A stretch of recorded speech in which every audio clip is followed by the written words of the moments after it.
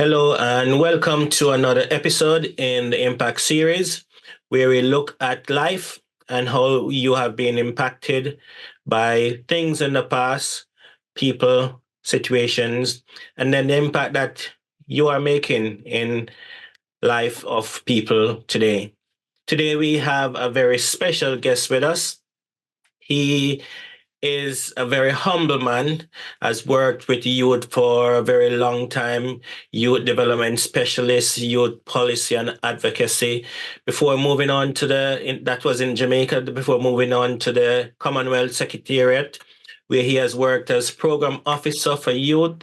He has worked as head of programs, and now he is the head of social policy development at the Commonwealth Secretariat. No other than Mr. Layne Robinson. Welcome, sir. Yeah, thank you very much.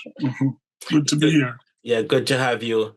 Now, Layne, you have done a lot of work, and I realize you're almost 2 decades in working at the Secretariat. Tell me, what is your role as head of social policy and development at the Secretariat? So it seems as if it's just like yesterday, but I've spent a long time at the Secretariat. Now, in my current role, I'm the head of social policy, which means that any programs and policy work that we do with governments with respect to health, education, youth, and sport are things that me and my team, we support governments with across the Commonwealth. So, governments tend to have policies on education or health, or sports, whatever they do in those spaces. We are the sort of international officers that support them in their work so that they can deliver for the citizens in their country.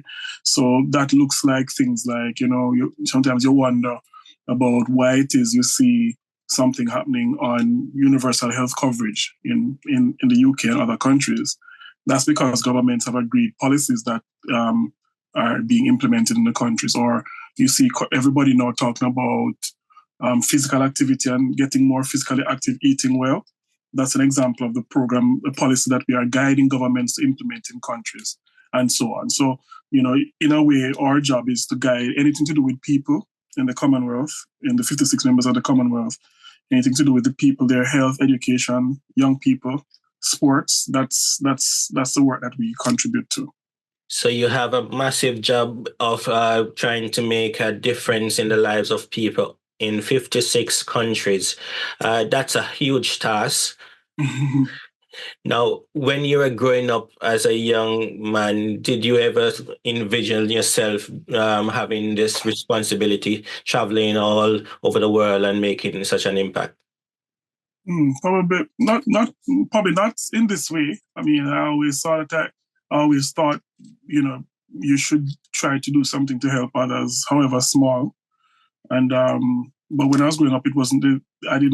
People don't talk about this kind of work when you're growing up, so you wouldn't have been exposed to it in terms of you can actually do something like this in your work or in your work life. But definitely with the desire to help other people growing up, always seeing what I can do to correct injustice or make sure that things that are not going right can be made better. Things like that were always there, but not necessarily in this way. So you have evolved over time then to be doing something. You wanted to help people, but and I think we'll come on to that, talking about the jobs that young people are going to be doing in the future that no one is telling them about or having that conversation. But I want to know, to go back a bit in your early childhood days, and you said you always know you wanted to help people. Where did that come from? Not sure. I'm not sure if it came from anywhere. Probably just who I am as a person. I think very early on I sort of understood that my skills, the talents, abilities I have were more for helping people. So very early it was very clear to me. And then as went through school, church, people would ask me to do those things that are in the same way. So from very early in school, I was, in charge of my class, or at church in charge of a department of church. Right through school, I was all in charge of something, some club, school, prefect body, the whole thing. So it was always just, it kept coming back over and over. So it was just, I guess those skills were there. I was aware they were there, and then people would, teachers, church officers, pastors, whoever would ask me to do things that are in that. In that way, I kind of grow to be, those kind of things just grow to be what I enjoy doing. So in your growing up, obviously, people seeing that in you and develop. Who can you think back as early as you can, somebody who have really take you on, or motivated you to continue to use those skills, whether in school or in church or in your family? I wouldn't say that there's any one person. I mean, you always, some people always have that one person. I didn't really have one. I had many people, like, for the different parts of life. In my family, my parents were there. They would always, as an older child, I have responsibilities in the home. In my school, my teachers would ask me to be, class representative, or if there's any responsibility in the class, I would probably be the first person or second person that would ask to do that. If it was in church, the church departments, ministers, elders would always ask me to do things. So it's a number of people. I wouldn't say there's any single one. There's a lot of people that would have been at different points in life helping. I mean, probably one of the memories that I, even at my age, can remember very clearly is my grade 6 teacher saying to me, there was a problem in the class, and I think somebody was maybe people were taking things that weren't belonging to them when others were at play. And of all the children in the class, she said to me, she wanted me to look out. So I would have to give up my time to play just to make sure whoever was taking people's things during the break was not doing it. I mean, little things like that. But I remember that because I was like, why did she ask me? How did she know that I wouldn't go and play? Or why didn't I go and play? Yeah. I'm not so sure, but I remember that as an example. So I know you are a lover of books and you love to read. Did that play a part in the knowledge you gain, and was there just how did you become a lover of reading? I think I don't know. Probably just something that I like. I figured that books had information that I didn't have, and either you get it from people, or if the people around you don't have it, books. We didn't have internet and television, so all we had was really books. Probably had radio as well, so I also like radio because it's a place where you could get information about things that were wider than your purview. But I remember even basic things like turning into an adolescent, going through puberty. My parents didn't have any talk. They bought me a book. So I learned very early that is in books that you can find. And I really appreciated that book all throughout my teenage years. I learned all the different physiological, mental, sexual changes that were going through the body. And I got that all from books. And from there, I realized that books have information. Others have put things in books that you can learn from. That if you read, it will make your life easier. So that was, just not in terms of studying like math, English, but in terms of just as a place where you can get advice and guidance. Yeah. So you were always, getting those information from books. I know one thing, you also was involved in a lot of extracurricular activities in school. I know you were also into drama and acting. So tell us about those times. What was it like? Yeah, because I have my skill set are, in the arts, poetry, acting, music. I used to sing as well. I used to do concerts. That was just my skill set. I enjoy those things. Sports too. As a full, I did almost all the sports I could find at the basic level, not anything advanced. But so I was always those things. I enjoy those things because it's, as I said, those are the skills I have. I think the issue here is I think I knew from early I was aware of myself. I think I was aware of who I was, what I can do, my capability.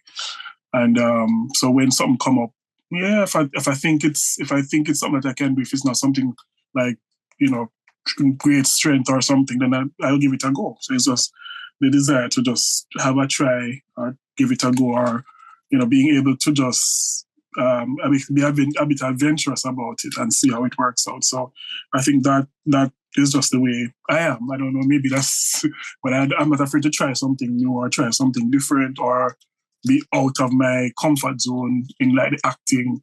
I do characters that people couldn't imagine that I would do, but I've done all those kind of characters. Yeah. So I'm just thinking, as a young man, being aware of yourself, aware of your skill set, aware of your what you want in life. Not many people would say they at that young age knew that and developed and followed the path. What do you think kept you along that path? I mean, I don't know. I mean, I've always, for me, I learned from very early that there's a God offers guidance for life. I mean, if there's anything that you need to know, for me, is that there's somebody bigger than you who can guide you. So you're not just on your own. So I was very clear about that pretty early on in my life, that I'm not an isolated individual just out of the air, that there was some calling in life. There's something that you're made for, because it was obvious. If everything in life there's something in, the car, you can see what it is for, the tools that you have, there always. So the desire was always to figure out what was I made for very early. I mean, I was very clear in my head. And that questioning and interrogation and reflection is something that has always been a part of my life. At every stage of my life, I can always thinking, okay, am I in the place where I need to be, given what I am intended to be for? So that question is always there. As life unfolds, then you keep asking that question, and that sort of nudge you in the direction where you need to go. So, as a worker, as a young man, as a worker, teacher, in jobs, as a father, husband, they keep asking that question. Okay, so I'm this person's spouse. What does that mean? What am I supposed to be doing in this role? So that question keeps coming up at all throughout the stages, and that then gives you, because when you get that question, you need to. If you don't get an answer, you can't really be effective. So until you get an answer, you're kind of stuck. So once the answer comes, then it's very easy to move. It's interesting that you're always having those questions to help you move, and it's in every part of your life. I know one thing you have talked about in the past is about your journaling and writing down things, your goals and so forth. Tell us about that process and how it helped you as you develop. Yeah, I mean, so again, it's that. I mean, I guess it's who I am as a person.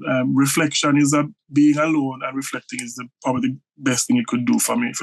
If I have a couple of hours, no phone, no work, no nothing, just to be in my own mind, I'm the happiest person. And that comes from knowing myself. So I know that I'm happy being alone.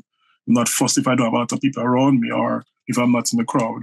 And that has led me to do things that are with myself. Like reflecting, journaling is something that I'm in my head. I'm thinking, I'm processing, I'm wondering what's going on. And for a long period of my life, I mean, I don't journal as much as I used to now, but for a long period, for probably about 8 to 10 years, I journaled every day or every other day, which was all just thinking, reflecting, and I can, scoping out. I think at the time in my life, I needed to understand a lot of things about me, others around me. It was just when I was starting to get into professional life. So all of that, has helped me. And probably some of the best times, the clearest times I could have in my mind, well, when I say clear, is when I was reflecting all the time, or always putting something down, like what is going in my head, and, putting it to myself, asking myself questions, asking God questions, asking questions of the world. No answers will come back, but putting down those questions or asking those questions and reflecting on the answers gives clarity, I think.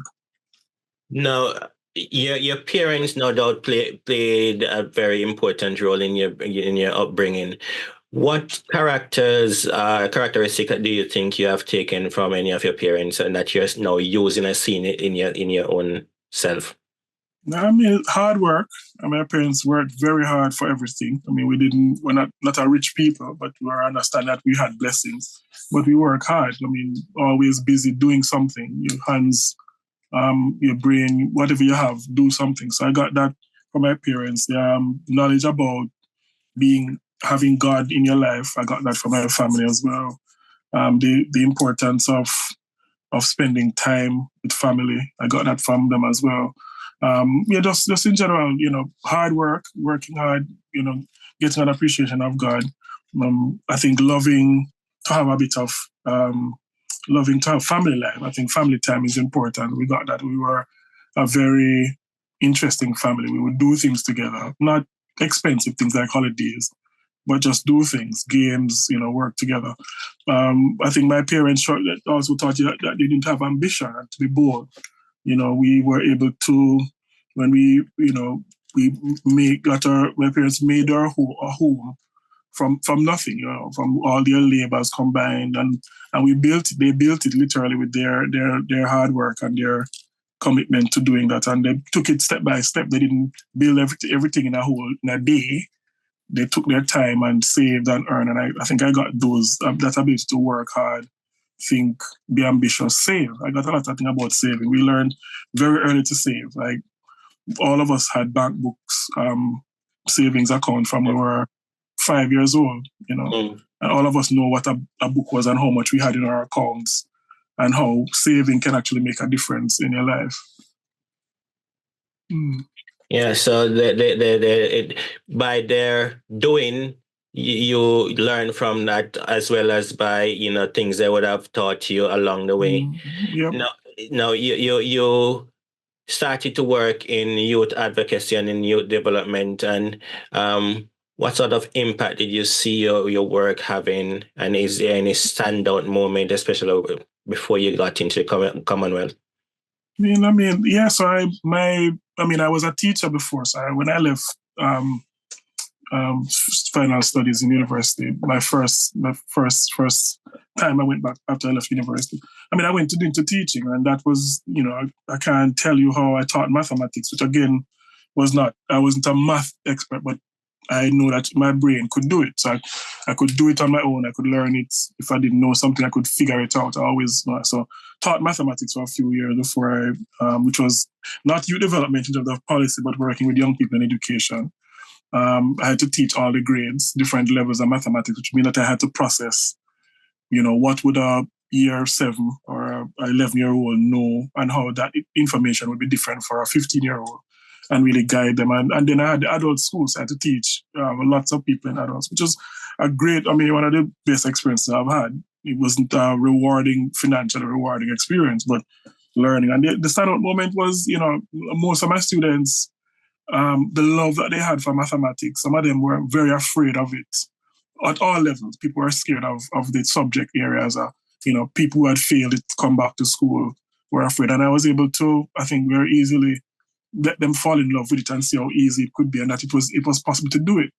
Not necessarily to pass the exam, but to fall in love with it and see how it is applicable in life. And many of my students, that is the singular reflection, they enjoyed mathematics. It wasn't just an abstract thing in the air. It was something they could do. And one of those students, I always tell the story, years after when I was getting married and getting into the hotel made a miscalculation in our fees. And it was one of these students that I had taught many years ago who figured out the mistake and then returned over $25,000. The hotel had miscalculated, and it was just an example of you're doing so. I didn't charge the students out of money because they couldn't afford it. So I gave them free time, free labor, if you will, and I always say to people, years back, here is one of the students who I hadn't charged, end up saving me, or know that it was me. The person was just doing good calculations in the accounts department, and then saving me, a huge amount of money for my own wedding. So, that for me was a, really interesting life just after school, learning that as a young person, I guess. It's interesting, as a teacher, one question I would ask you, why did you leave teaching? Because teaching is something.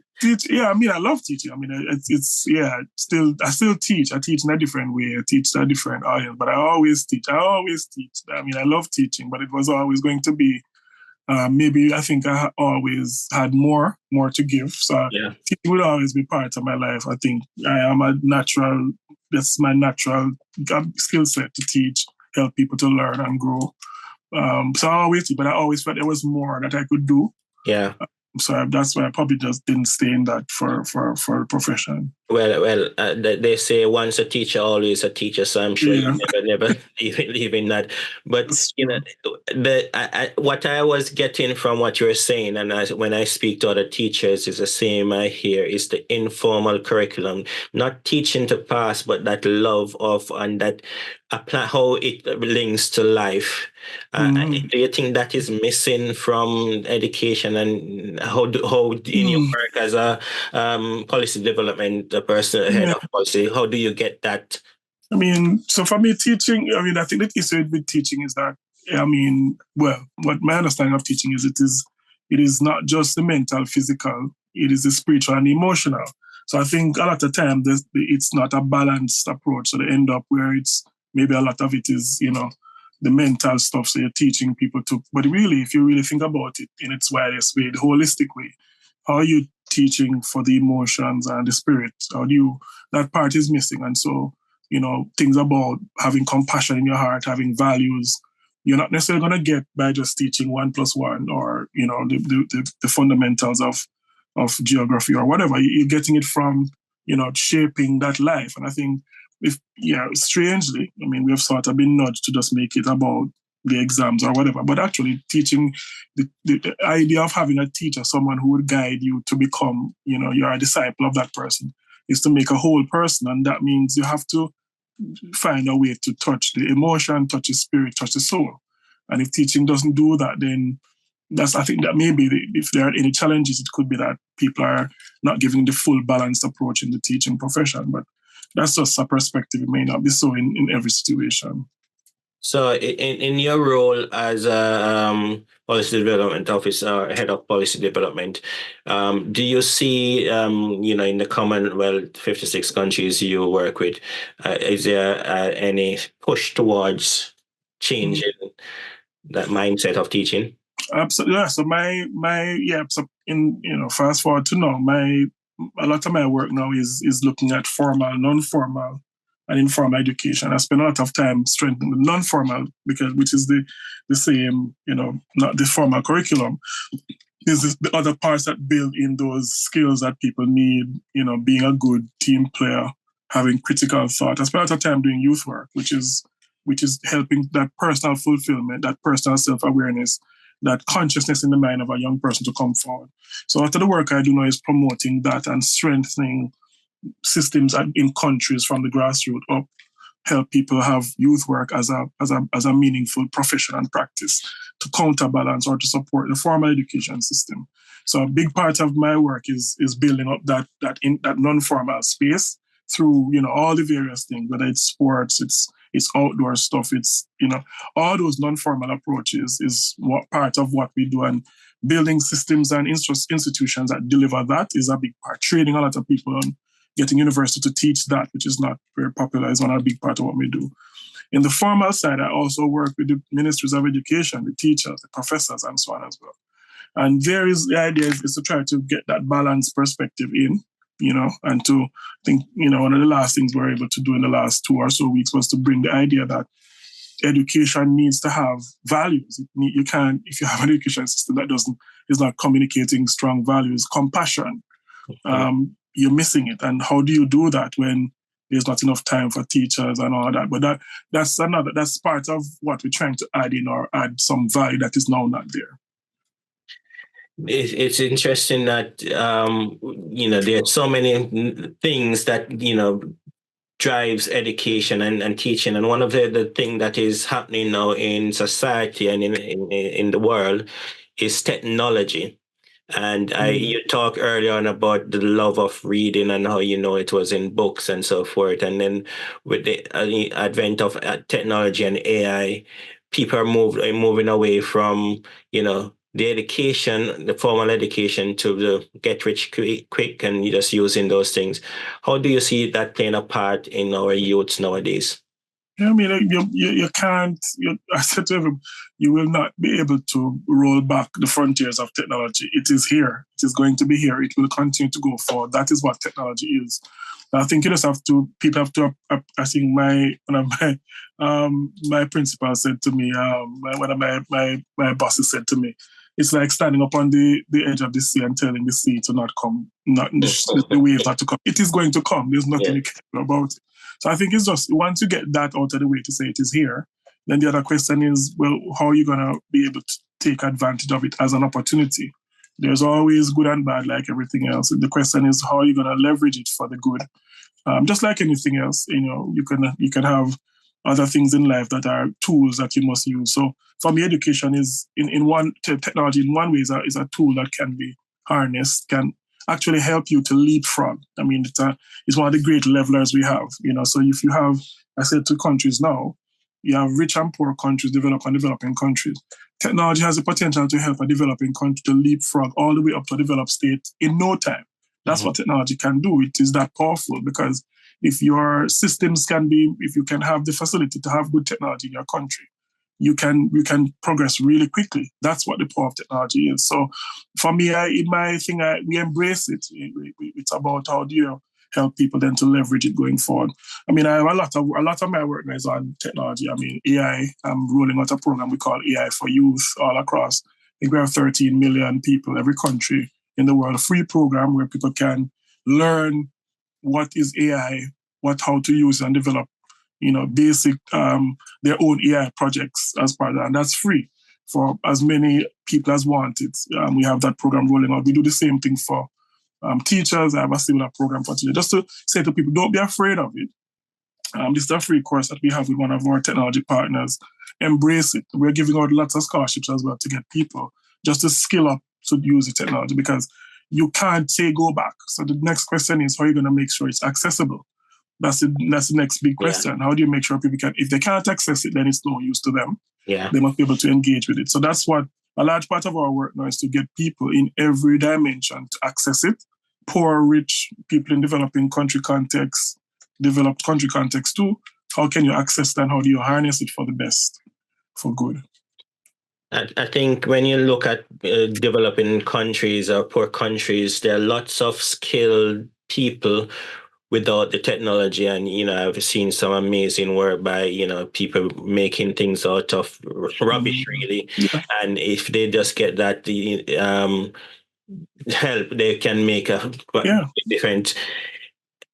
But the question I want to ask you, when you say youth, you're working with youth, what age group are you working from? So this is so in our space, there are technical definitions for these terms. So I mean, a lot of people don't know we use those terms loosely, but in our world, these are technical terms. So I use it, we use it lightly, but in the global system, in our system, a youth is anyone age 15 to 29.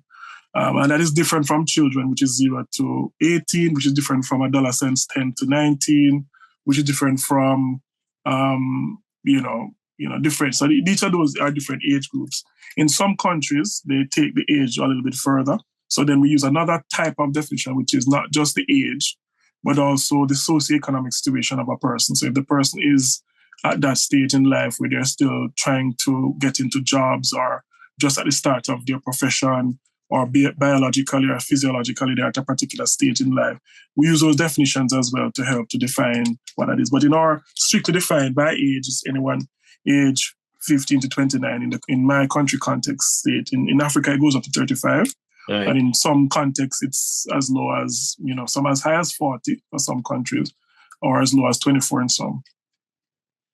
The reason I asked that question is because there's a view that, with the advent of technology, with everything at your fingertips, and children as young as 9, 10 being or younger been really good with technology in the space. I'm just thinking, how do we, harness all that is happening from a younger age that when, because they say from 0 to 7, you train a child, and from that stage, how do your work and what you are seeing around the world, what is a gap there? Is there a gap? Yeah, I mean, I think as even though technology is there, it is not the. This is not the. We will say the panacea. It doesn't. It's not the one. No silver bullet. There's no silver bullet anywhere. Again, life is a balance. I think people again just always need to remember life is a balance. And what education is, it's mental, physical, emotional, so psychological. You have to get that full picture. So technology will help in some dimension, but not all. So I think if we think about even younger the children, yes, they have to get to learn technology, but they also need to be physically active. Else you're going to have children very, very skilled at technology, but all of them will be obese. They're going to start having type 1, type 2, those risk factors in life are going to start troubling them, diabetes and so on. So it's just to understand that even though you're exposing them to this aspect of their development, technology being a big one now, you still have to expose them to, physical activity. They need to go outside and be playing, running up and down, doing things in nature. Your emotional and psychological, the emotions need to be treated with.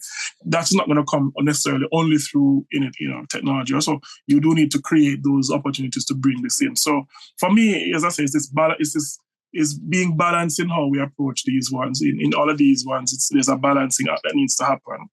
And there's no one solution that fits all the problems. And that's what we see in the countries. Countries need to know that there's no one size fits all. There's no one way to do something, but the balanced approach is the best one. And I totally agree with that. And, I was not only focusing on technology, but just general work that you do with youth, education, health, sports, all of those things. Are we at a danger of starting too late? That's the question. Yeah, agreed. I mean, I think yes. I think we have an early childhood. Part of what we have is an early childhood. I mean, I'm very fortunate. I get to see all of people from the different angles. So we do have early childhood advice to governments where, I mean, everything starts there. I mean, as you know, a lot of the behaviors, tendencies, the way of approaching life is in the early years. And those early years, if we don't lay those foundations right, really not that they can be overcome, but they really give you a challenge going forward. So to my mind, I think, and if you learn, when you check most systems, it is those early years that are not getting the most or the best support. Even in the richest countries, there are lots of problems with those early years, which sets up the problem we have when they get to teen and other years. So if there's a way to deal with it, it is actually to get the foundation right. Just makes sense, getting those early years right. And so a lot of the advice we provide to governments is around early childhood education and making sure that they are doing those right things, investing with the best people at those ages, making sure the systems work. But it's a real challenge because people tend to want to invest higher up the chain. So tertiary education gets a whole lot, and so on, and you wonder the imbalance. But yeah, it's one of the things that we challenge with all across the world.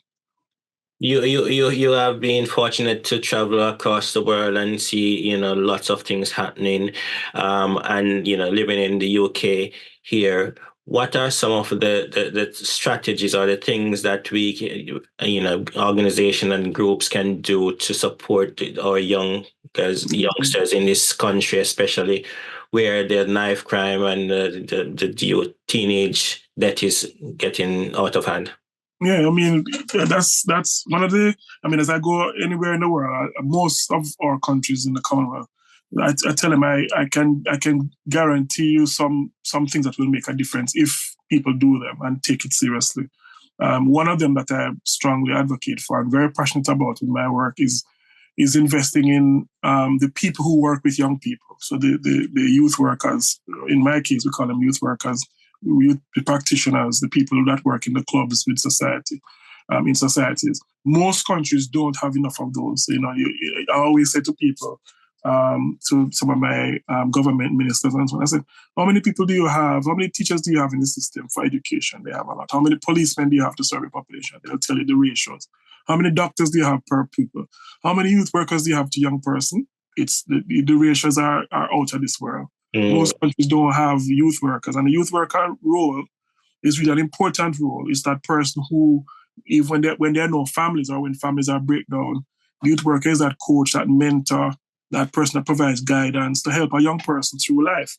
And in countries where they have invested in the youth work profession as a proper profession, you see the results. The young people are doing very well. In the UK, I can prove when through austerity, the government had to take measures to roll back on social development, and they cut a lot of the youth programs out of the community. Yeah, almost like people forget. Almost immediately, the country was in fires. I mean, 2011 when they had the riots. Yeah, it just, when you have no investment in the people that actually help to support and coach a young person. It's one of the simplest solutions I said to people when I go to countries. I said to them, if I can tell you what's going to be a result based on the level of investment you have in the youth work profession. Some countries, even, no investment at all, no training for the youth workers. The person who's working with the youth is only doing that because they were a young person one day. But that's youth work is a profession. You have to do, there's skills, there's training, there's degree programs, there's things that you need to do that will work and things that will not work.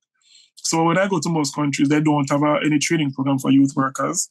So I introduce them to get the degree and diploma program so that youth workers can be trained, and then we deploy them. And it's to get that number up, to get as many young youth workers out counseling on advice, dealing with knife crime, supporting young people in the streets. This is a big part of the solution I have, is that there's just not enough investment in the youth work sector in most countries. In Europe, there is, and it's the strangest thing. In Europe, there's a lot of good investment in youth work, but they have an aging population. In the rest of the world, where there's a young population, including like Africa, there's not enough youth workers. So it's a total imbalance, total upside down. Yeah. So in terms of the UK and somebody listening to this now, part of the Commonwealth listening to this now and saying, I'm working with youth and I'm just doing it because of the love of it. What sort of support or who can they turn to in their country, and how does the Commonwealth help? Yeah, so one of the things that we've been doing for the last few years is setting up youth workers associations. This is where, if you're, just like when you have a teaching association or a law, the lawyers come together in their association. It's a professional association. So we've been setting up over the last 5 years. I think we're up to about 30 something now, 35 now across the Commonwealth, where we set up National Youth Workers Association, where individuals who love the profession, who believe in the profession, can associate together, plan together, work together, engage together as a professional cohort of people. So if persons out there are interested in getting involved, they check, in one of the countries that they're in, and they join the Youth Workers Association or the affiliate organization that support that, and get registered and become a part of a community of people who are passionate about what you're passionate about. That's one thing that they could do. Another thing that they could do is, if you haven't been trained, we're also helping to make training available. So we help universities to roll out training programs. We offer them the program, so it's free, degree and diploma program, so they can charge. It's cheaper for the youth worker who is passionate about it. So some people don't have any training, but they have been doing it as a volunteer activity. Yeah. I would also encourage them to, go the next step, get the training. However, whatever certificate level, diploma level, whichever level they think, get some training. I'll give you an example now. Mental health wasn't a big part of what youth workers were aware of. Yeah. Post-pandemic, mental health is one of the biggest things. You need to have skills around how to treat with mental health and youth.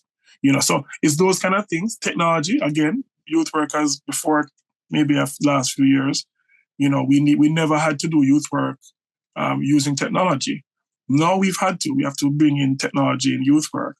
How does that, we're even talking about virtual youth work clubs, youth clubs and society. So youth workers have to be constantly learning, because young people that you're working with are constantly evolving and their world is constantly evolving. So I would say to anyone, second thing is to get training if it's available. Short courses, professional development courses make a difference here as well. So if you're out there and you're doing your youth work, is there a website or do they just? Yeah, there's loads of. So you could, I mean, I set up the Commonwealth Alliance for Youth Workers Association in 2017. Got it approved by government. So if you go to the Commonwealth Alliance for Youth Workers Association, you'll see all the affiliate bodies there. In addition to that, I mean, in there, the associations in country can offer that help. We have in our work in the Commonwealth, we also, point people to where they can get training. So if you want to check on any of those training programs, again, it's just going to the Commonwealth website and checking out youth work, capacity building, or training programs. And again, there's a lot of universities all over the world that we work with to roll out youth work training at different levels. So yeah, we're not the only ones. I mean, we're the main one, but we could redirect it to other opportunities where you are in existence. So you are putting things as part of your role, because Commonwealth, you're putting things in place. The Commonwealth is a big place, 56 countries, and you go all around the world, and you're one person working with a group of persons. How do you how do you become more visible to the local community? How do you get that? Yeah, it's one of the. I mean, I wouldn't. Our role is not. I mean, my role or our team. We wouldn't expect to be very visible in the community. I mean, wherever we go, you'll see a lot of Commonwealth goes. People know we will go there if we're doing some program in the country. But we don't see ourselves as the people will be on the front line. We work with and through the people are on the front line. So I'll use an example from the doctors. We meet with doctors and nurses or ministries of health, and they work with them. We empower those people, and those people go out and work. So, sometimes you would know that it is a Commonwealth that sits behind that. Mm-hmm. It's not one of those, places where we want to be popular and known, but we work with the people who make the difference for the citizens. We have 2.7 billion people in the Commonwealth. Our job is to make sure their lives are better, and so we work through, ministries, departments. We have all of these. Sitting just last week with 40 ministers of education who were helping them come together with ideas to actually implement at country level. Or a week ago, this week, I was with ministers of health. We were trying to help them come up with a number of things, fix climate and health, make sure that they could access funding to fix some of those hospitals that are not being fixed. Working with, a lot of the problems we have now is with nurses and doctors moving from poor countries to rich countries. We're helping to sort that out. So, our work is not, you wouldn't see us, but a lot of that influence on the policy side is what we do. And we don't necessarily want that praise. If the people are getting the benefit, if citizens are living happy and productive lives, then that's the benefit. And we just know that we've contributed a small part to that. We help to do that. And always said to my team, people won't say thanks to you because of what you did this week or so in bringing together, big. I mean, this week, one of the big discussions we're having was around the pandemic treaty. Yeah. Getting the world to agree a set of principles, a set of actions that if another pandemic should happen, the chaos we had the last time won't happen. Mm-hmm. You wouldn't see us involved. You would know that was happening, but that's what we do. We work and support and get countries to agree things like that then people in the countries can benefit from. So the Commonwealth, so for some people who might be thinking it's dead and it's just like the monarchy, it's just there doing nothing. You are doing a great deal, but it's behind the scenes and the frontline people are doing most of it. Yeah, I think we are not. Probably one of the failings of the Commonwealth is that we don't do enough to share. But again, it's just because that's not our number one thing is not to be known, necessarily. I mean, I think it would help. Maybe that's our problem. Maybe we need to change that. But our job is to help, the countries do. It's like in your country, your government actually makes a huge difference in your life. Yeah. But you don't see the government when you walk on the street. But you know that the road is clean because of government. It's like us. That we are like the international civil service, if you will. You the work is happening, but you're not going to necessarily say, oh, the government did that, or it's because the Commonwealth helped the government. You wouldn't see that, but we know. But I mean, I guess it's part of the job we have of just providing that support. And I have excellent, committed, good people who, I get the best people in the world. I always say the people who have spent years working in their governments and they come now with a lot of experience. Or I get the finest minds who are solving problems in academia. in our team. And, I have the best, we have lots of great, talented, people that are fixing things that are, happening that people don't know. But, but the Commonwealth is going. People will always know. One of the things that we do is to support the Commonwealth Games. The Commonwealth Games is probably the best part of my that people would know is the Commonwealth Games. And so we'll bring sports ministers together in a couple of weeks in the side of the Olympics to talk about the future of the Commonwealth Games. Where will the games be? How will it be? How will we make it fit for the future? Those are some of the things we do. And then you'll probably see this big game, but you don't really know that behind the scenes there are people who are thinking, creating, innovating to make these things work better for everyone. Right. So the Commonwealth is doing a great deal. And from, we're talking about here on impact. What is the greatest impact you've seen since you have been, almost 20 years with the Commonwealth? What's the greatest impact? Yeah, this one, it was just unscripted or anything. But this week, two persons called me out of the blue. One texted me, one called me, and they just called me to say, thanks for what we have been doing for them as young people coming up and the benefit out of the blue. One just called me. I was going to go on towards a flight. And I got this call and he said, "Listen, I have to thank you for those years when you helped us through, promoting youth work, helping to guide."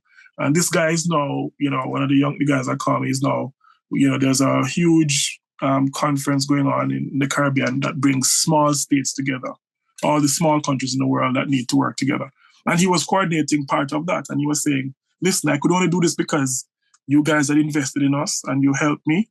And another one, she just texted me and said, "Listen, I'm going off to Dubai right now to be a big consultant for some big projects there." And I said, she just texted and said, "Listen, you guys were the ones who taught me all of what I know." And she just said, "When I come back, I have to call you because all these opportunities that I have is because, you guys, when we were there, you taught us so much and now this is what we're doing." I have several others like that, on a daily basis. I have one of my, of the young persons who we work with as a youth leader is the Minister of Finance in his country. Several of them are ministers as well. I always say to them, if I need something anywhere, I can take up the phone and I can call somebody right up in the high of the cabinet because one of my young person who we have worked with over the years is probably there. Is there, where there's a minister, I have anything in this country that, some people wonder, I can find some of my young guys who are in those spaces where that's the benefit. So you've invested in others. The reward for me is you invested in somebody. They then go off and continue that investment in their life and for others, which I think is the good thing. So for me, it's, the most rewarding part is that we've helped people and those people have gone on to help other people. I could talk a bit about some of the institutions we've set up as well that are going to be there for the long time.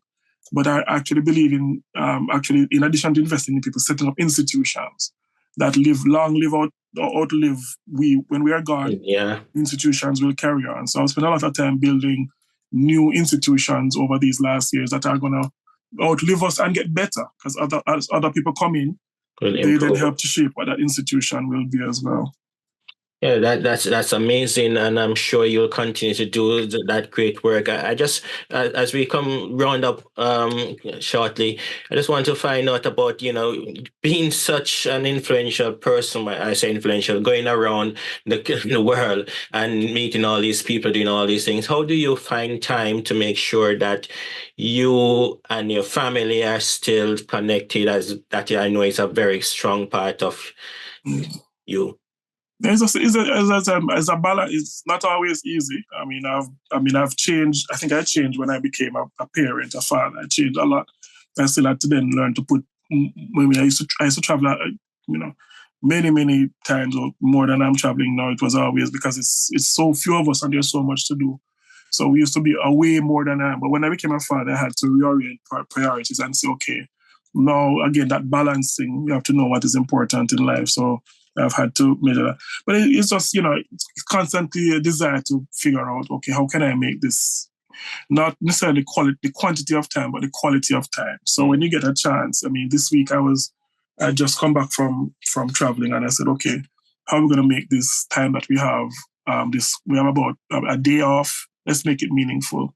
We go to my son. We just went. And their friend, we just went to different places. We went to art museum just to just look at paintings and just look and eat ice cream. We take some bread and fed birds and just make those moments really special in the mind. So it's not going to be the quantity of time. I mean, that is not going to be possible in my work unless I change. But the quality of the time must be meaningful. It must be something that makes a difference, just however small. If it's even half an hour, is it good quality time that you've spent?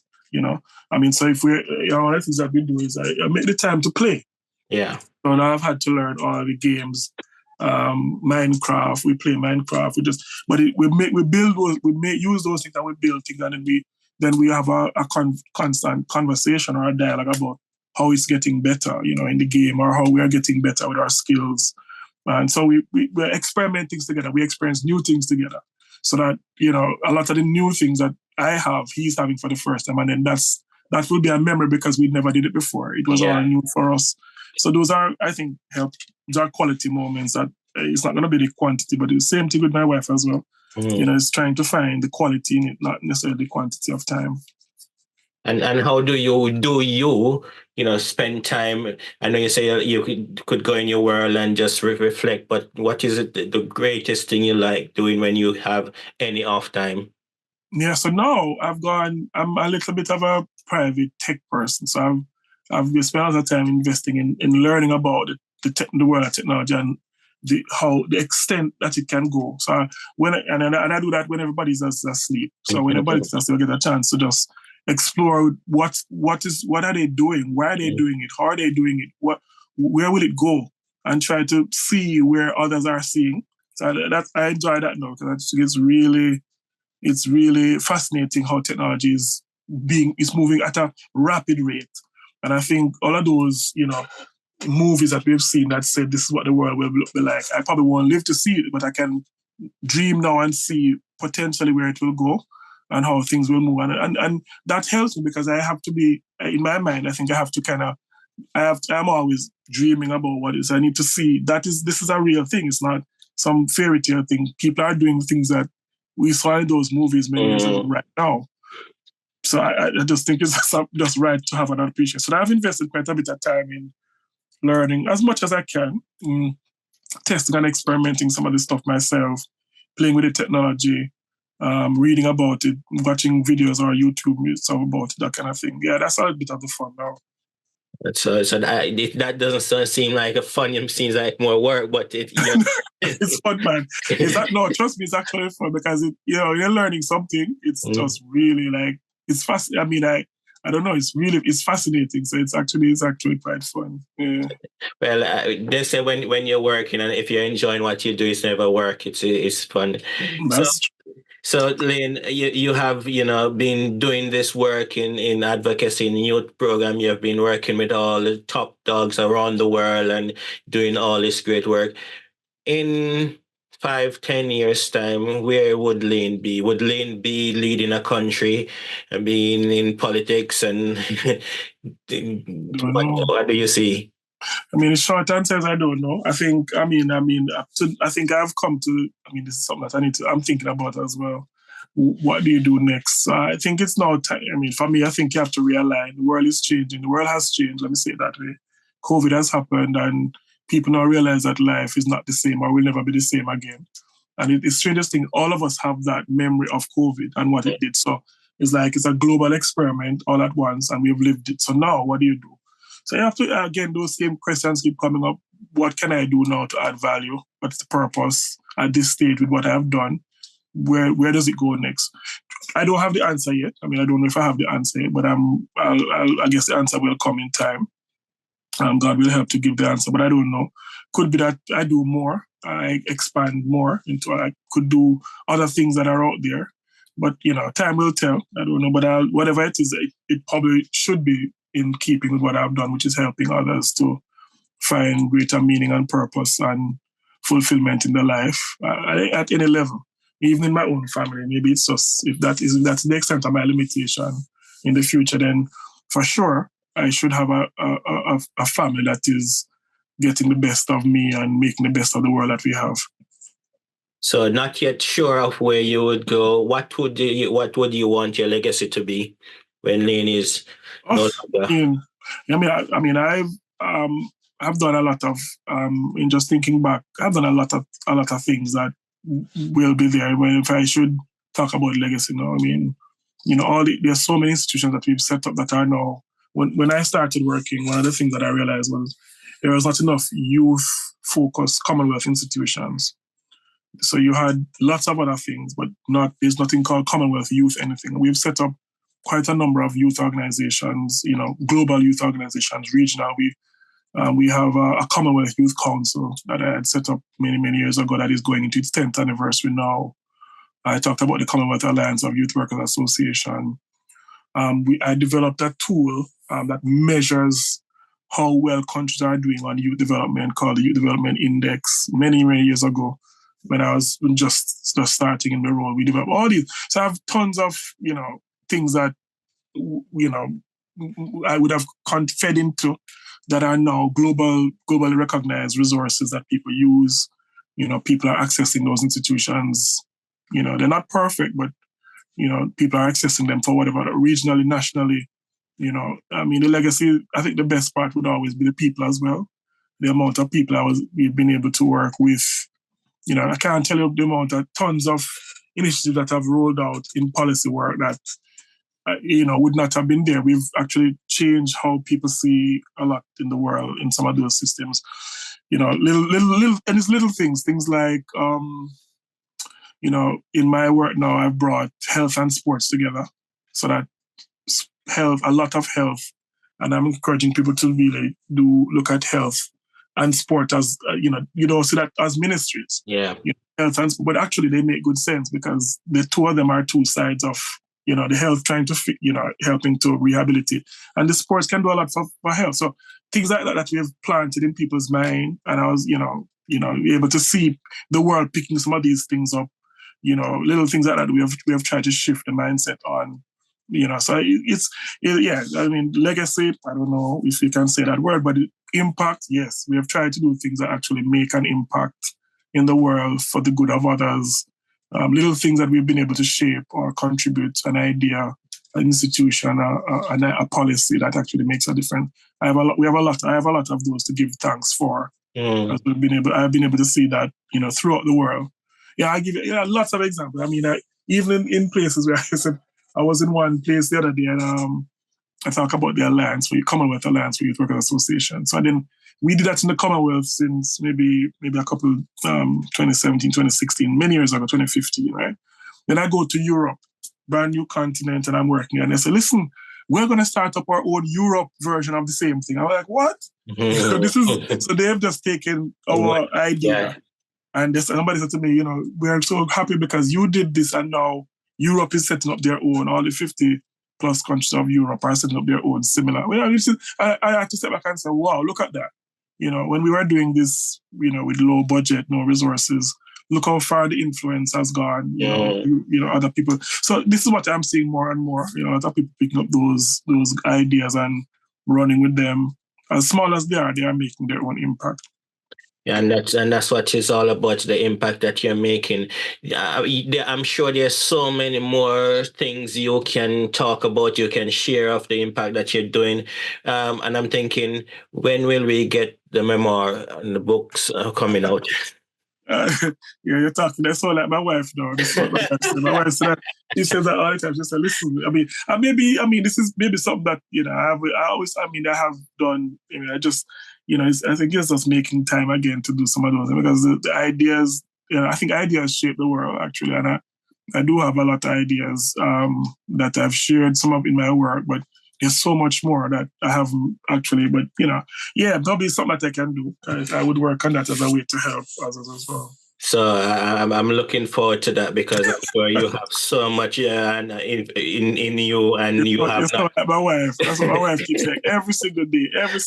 Oh my God. Well, AI is there now to help you make it even easier. Yeah. That's fine. I'll definitely think about that one for sure. Yes, because I'm sure people watching and listening will want to get more of Layne, more of what you're doing, and because you when I listen to you speak, and we didn't even mention about your motivation motivational speaking that you go and do, and there's always something. I love to listen to you when you present, and I'm sure people would want to hear more of that. It's true. I understand. So, Layne, I'm going to give you the last word as we come to an end, about impact and what, you have seen the impact of others and you have been impacting others. What would you say to somebody listening, somebody watching about, being an impact?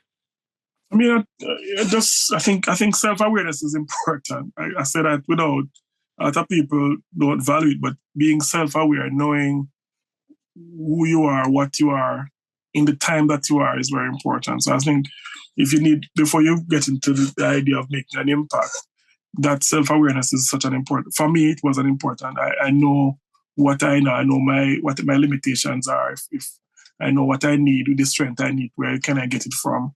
So I think if you want to make an impact, start with that awareness and start with actually just, using that guidance to keep checking on, if you're on a journey, which life is a journey, you're going from point A to point B, but you don't know where you're going, you don't have a map. So what you have to do is every couple of miles, you check again and say, am I still on the right path? So that idea of being reflective is also important. Keep checking. Am I still on the right path with my life, my journey called life? Am I still on that same path? Have I detoured in any way, gone somewhere where I shouldn't be going?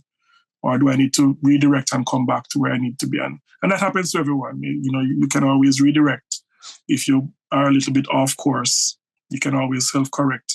That help is there, either through others, God, friends, family. You can always find your way back. And I think everybody is made to make their impact, no matter how small.